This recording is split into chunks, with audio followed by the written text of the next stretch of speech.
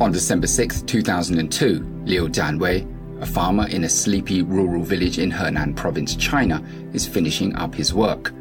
He packs away his farming equipment and cleans himself up before heading back to the house.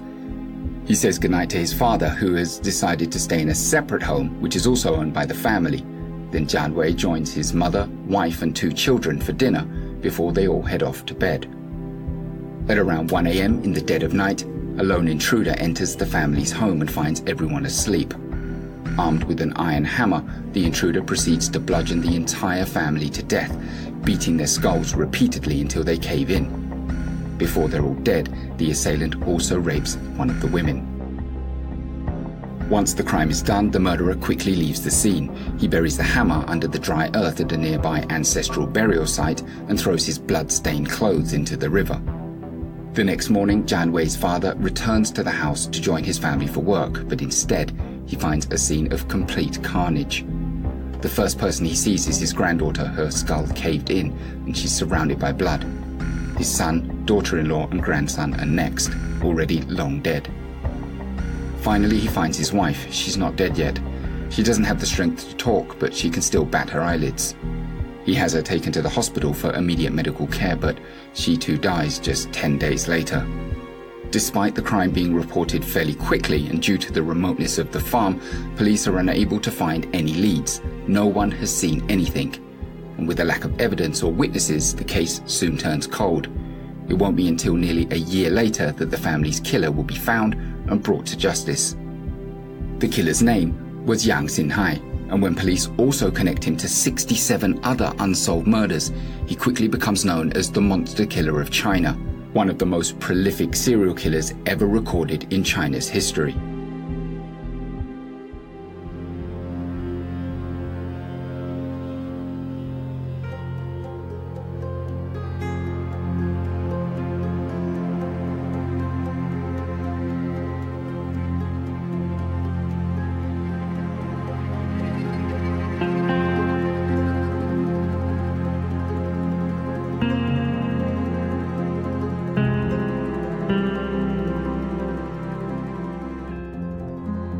When a serial killer is on the loose, attacking indiscriminately and with enough intelligence to cover his tracks so as to leave the police with very little evidence to go on, you would think that it would be in the best interest of the authorities to put as much information out there as possible.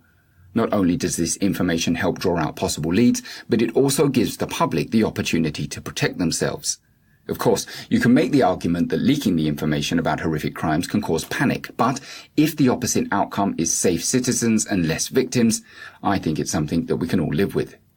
But this is not the case in China. This deeply authoritarian state has complete control over the flow of public information and likes to keep incidents like serial murder out of the public conversation. And while this policy does a good job of making China appear like a crime-free utopia, the reality is that it means that sometimes criminals can slip through the cracks and they're able to carry out their crimes from the shadows with people oblivious to what is going on. Such is the case for the subject of this week's episode. Yang Xinhai was a murderer so prolific he boasted crimes all across China. And as we've already heard, he didn't just kill in ones or twos. He massacred entire families. As you would expect from a man that grew up in an impoverished farming community in rural China, very little is known about Yang's early life. His village was small, only about 2,000 people, and of this population, Yang's family was said to have been the poorest. He was raised in a dilapidated hut of a home, the outcast in a community that society cares very little about. Yang was the youngest of 4 children, and despite the conditions of his upbringing, was said by his family to be extremely bright and hard-working, although he was somewhat of an introvert. His intelligence would later come into play when Yang began his murder spree, as he was incredibly adept at planning his crimes with great foresight. By 1985, at the age of 17, Yang decides that he's had enough of life in this poverty-stricken village, gives up school and sets off traveling around China. He moves from province to province, and for the next few years, he works as a laborer. But the work was hard and the pay was a pittance, and so he soon realized that he could make far more money through crime, and so he turned to petty theft, stealing mainly small household items that he could then sell for profit. In 1988, when he was carrying out one of these thefts, he gets caught and he spends some time in a re-education camp as punishment. The punishment doesn't seem to have had its desired effect though, as he was arrested for theft again in 1991 and again sent back to prison for rehabilitation. Now, I'm not sure what happens in these re-education camps, but I'm sure that education and rehabilitation aren't high on the agenda. The late 80s and early 90s were a time of great change and instability in China. The Tiananmen Square protests took place in 1989, and following that there was increased pressure and sanctions from the international community. At the same time, domestically, a lot more stress was placed on keeping the population pacified. All this marked a change in the political and ideological fabric of China, but most importantly, the economic balance began to shift. Crime increased and theft and corruption were rampant, meaning that Yang was probably placed in an overcrowded prison and left there to rot. Left to stew in his cell, at some point Yang decides that he's had enough of simply carrying out small crimes and petty theft. After his second stint in prison, in 1996, he's arrested for a third time, but this time on charges of attempted rape. Now, if you had any preconceived notions of the justice system in China being exceedingly harsh, note that this was Yang's third conviction, and it was an upgrade in crimes from theft to attempted rape. But he served just 5 years in prison. Due to good behavior and Yang keeping his head down in prison, he was released after just 4 years, and in 2000 he was back on the streets and planning his next move. But this time, neither theft, robbery nor rape would suffice. This time, Yang was planning murder. There are two schools of thought as to how and why Yang decided to turn to serial killing. Neither is very substantial, and given that Yang didn't target any specific groups, remember, he murdered indiscriminately, women, children, entire families, it's tough to pin down his exact motive. In fact, after his arrest, when he was questioned as to why he had killed so many people, Yang simply said, "Killing people is very usual. It's nothing special." So Yang obviously didn't see his crimes, or even his victims for that matter, as particularly special to him. It was just something normal, almost certainly the mark of a psychopath. But why did he do what he did?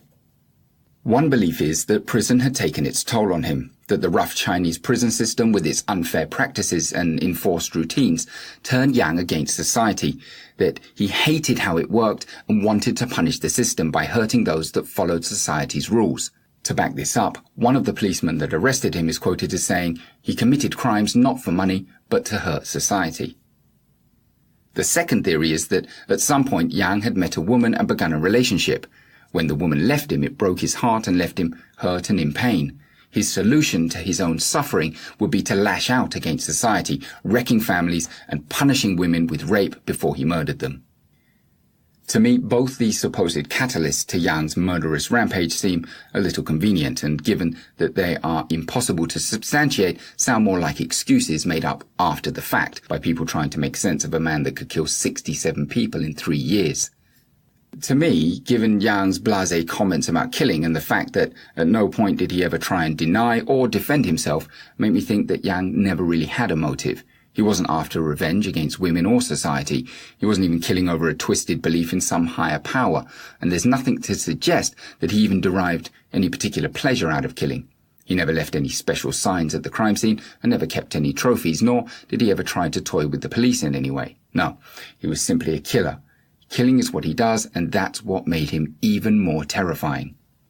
In the end, of course, this is all speculation. That we know of, Yang was never treated or questioned by psychologists, and even if he had been and it turned out there was some rationale behind the monster killer, it's unlikely that Chinese authorities would have allowed that information to leak to the public for fear of sparking copycat crimes or even damaging their own image with regards to public safety. Let's now move on to Yang's crimes. Far from being an impulsive killer attacking at any opportunity, Yang would plan his murders with substantial depth and detail. He operated over 4 provinces in China, vast areas largely made up of rural communities. These areas are obviously difficult to police and are even easier to disappear in, and Yang used this to his advantage. He would plan his murders days in advance, watching his victims' patterns and routines, waiting for the right time to strike. In some cases, he would steal the murder weapon, something like an axe or a hammer, from one village and then wait a few more days before murdering an entire family in a completely different village.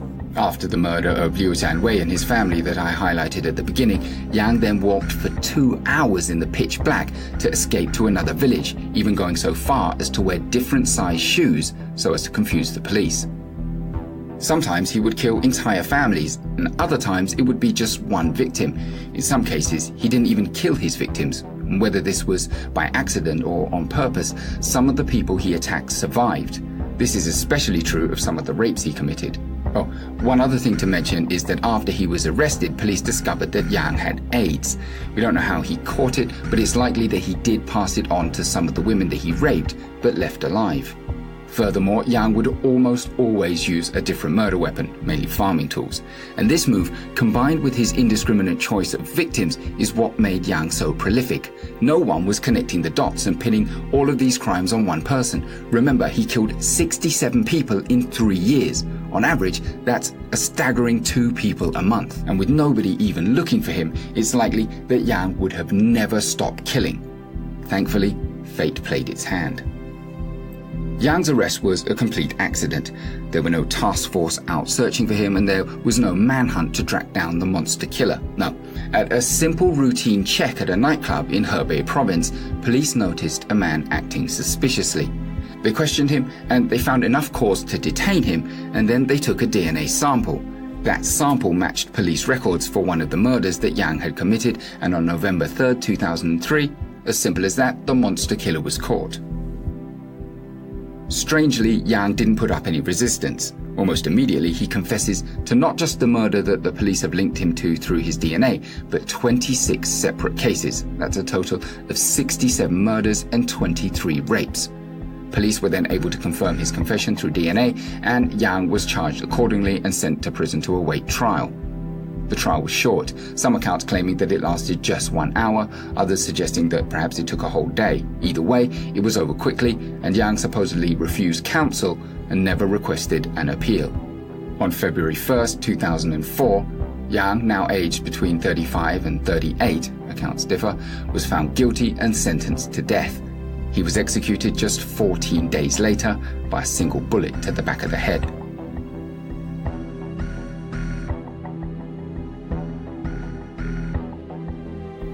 Yang Xinhai may well be one of the most prolific serial killers in China's history, but aside from the sheer scope of his crimes, Yang was a very straightforward killer. There was no theatre to him or his murders, and very little that could make him stand out. But what Yang lacked in celebrity appeal, he more than made up for in how he exposed how China handles vicious crimes. And if we are to believe that Yang's murders were because he wanted revenge against society, he may very well have gotten his wish. Let's now look at how the case was handled with regards to the public and the media. Following Yang's arrest, there was an initial public statement by the police that they had arrested a man in connection with multiple murders. This, of course, drew much public and media interest. Why wouldn't it? Nothing like this had ever happened before in China. But almost immediately after that, the police became very tight-lipped on the details, and at the station where he was arrested, the police said that they were waiting for the Ministry of Public Security to make a statement. Officials in the other provinces where Yang had committed his crime said that they had been ordered not to talk to the media at all. From day one, it looked as if Chinese authorities had wanted to cover up the case and make it disappear as quickly and quietly as possible. All of the major Chinese news outlets, Xinhua, CCTV, China Daily, had a muted response. While in stark contrast, the trial of the American killer Gary Ridgway, which occurred at around the same time, was given plenty of airtime. Even Yang's trial, which elsewhere would have become a media circus, was held behind closed doors, supposedly to protect the identities of the rape victims. All of this was in keeping with China's policy of maintaining an image of public safety and security. According to official figures, the murder rate in the United States is 5 murders per 100,000 people. For China, that number is just 1 per 100,000 people. This low murder rate is also tied to public satisfaction towards the government and their record on safety, and as the murder rate has dropped, public satisfaction in China has risen to over 90%.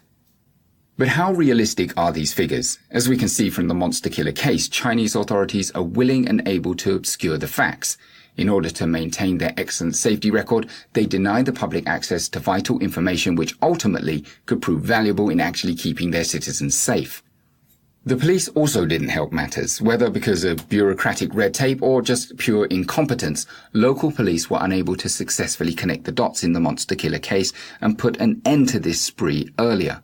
But that didn't stop them from taking the credit for his capture.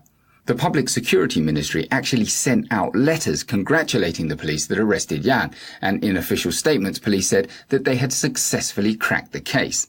But of course, this isn't entirely true. They didn't crack any case. They didn't even know that there was a case to be cracked. It was pure coincidence that they arrested Yang when they did. Again, this was all part of a campaign to show the strength and capability of Chinese authorities. But of course, taking credit isn't necessarily a bad thing, especially if it helps people to feel safe. No, the real problem here for the police is that China is so vast and so difficult to police. Unlike the United States, where each state operates independently and then they have the FBI to coordinate between the local police forces, in China this is not the case. Everything comes from the top.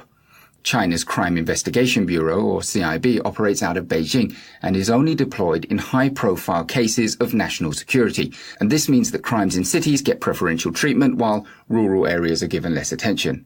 The best that local law enforcement can do is to employ a show of force tactic, with boots on the street and CCTV cameras out to deter crime. This kind of tactic works for deterring petty crime, of course, but is quite ineffectual against real criminals. To make matters worse, China's push towards superpower status has seen a huge increase in the movement of labor. People are leaving rural areas and traveling to the cities to find work. In the past, there was less work, so this wasn't so much of a problem, but as economic development has increased, more and more people have joined the herds of workers looking to make their fortunes in the cities. And as people's attitudes towards moving have changed, so has the law.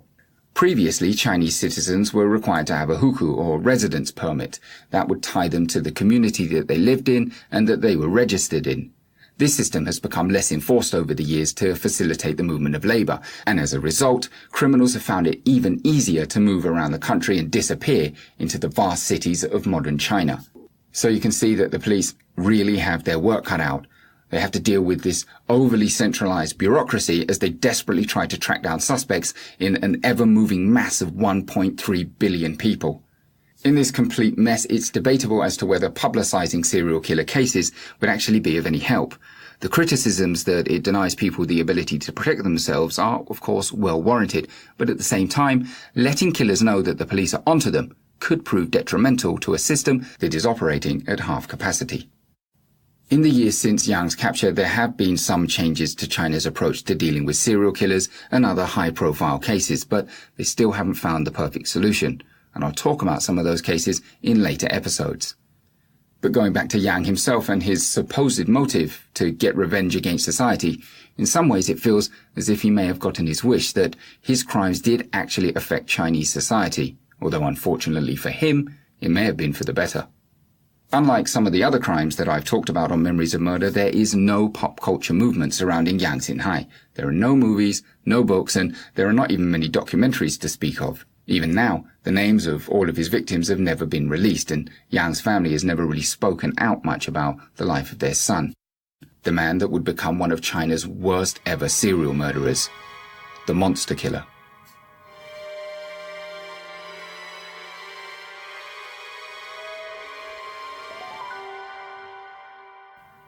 Once again, that was Memories of Murder, an Asian true crime podcast. Thank you for listening, and I would like to remind you to subscribe to the show via Apple Podcasts or any of the other places that people hunt down their podcasts. I would also very much like to hear from you, so please do stop by and leave a review for the show on iTunes, and hopefully that will help me improve the show and keep the show visible to new listeners. Thank you very much for listening. Don't have nightmares.